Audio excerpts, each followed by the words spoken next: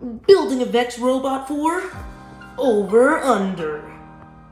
Okay, this is going to be my new little mini-series in the form of YouTube Shorts, where I will show you my progress for the new Vex robot I'm building. Let's start off with day one. Today, I built the entire base of the robot. I started by building a drivetrain using two of these 4-inch Omni wheels and the smaller traction wheel in the middle. The reason for big wheels is so we can get over the pipe that's placed in the middle of the field. I replicated this on the other side, having 4 motors and gearing it all up. I put the battery in the very middle and the brain in the very back, along with the radio back here, so I can show you the code. We could go forwards, backwards, left, and right. And as a little teaser for the next part, I've added these standoffs here. I wonder what they're going to be used for next. Day 2. Today I built the entire intake for my robot.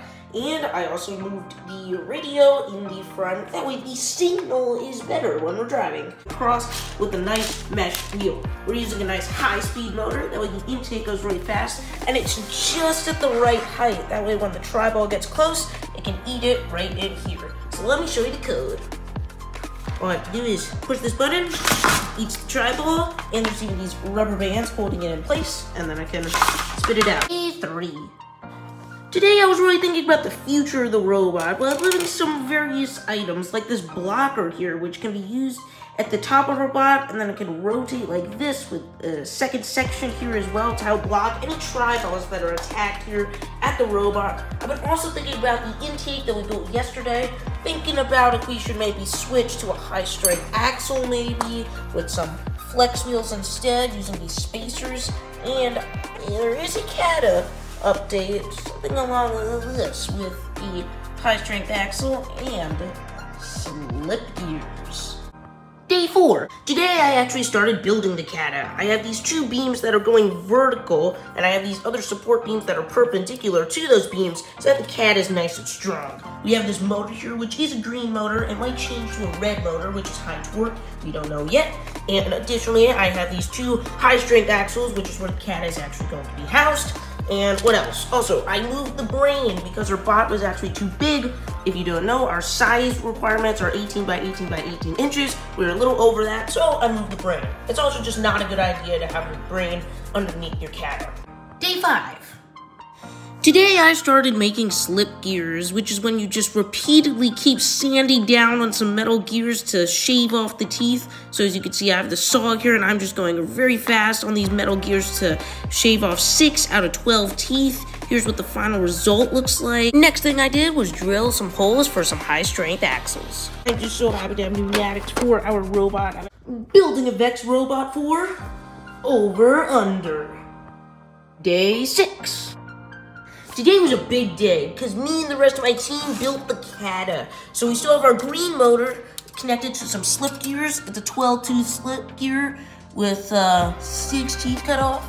We have the smaller gear here, and then we have the actual CATA, which is connected with these rubber bands on these little tiny standoffs, and then we have these big standoff, which is basically just a giant puncher for the tri-ball, because this is where it sits on these rubber stoppers right over there.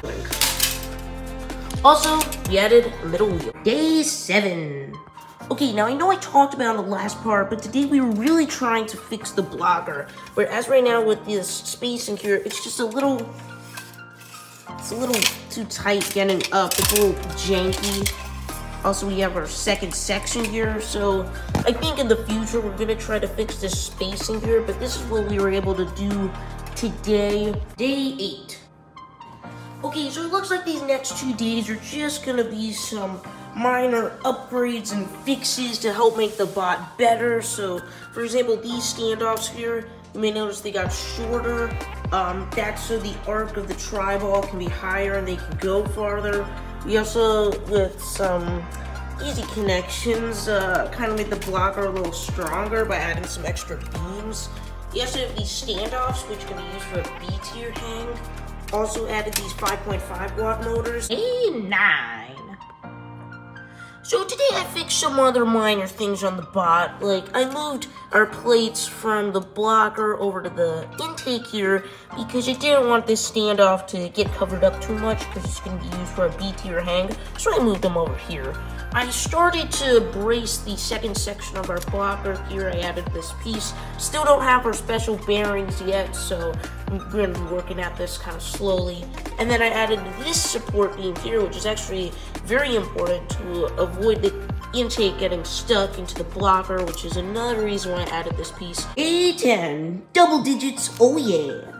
Now on this glorious Friday, the very first pneumatic cylinder has been added to the bot for the blocker so that, watch the piston there, as the blocker goes up, the piston extends.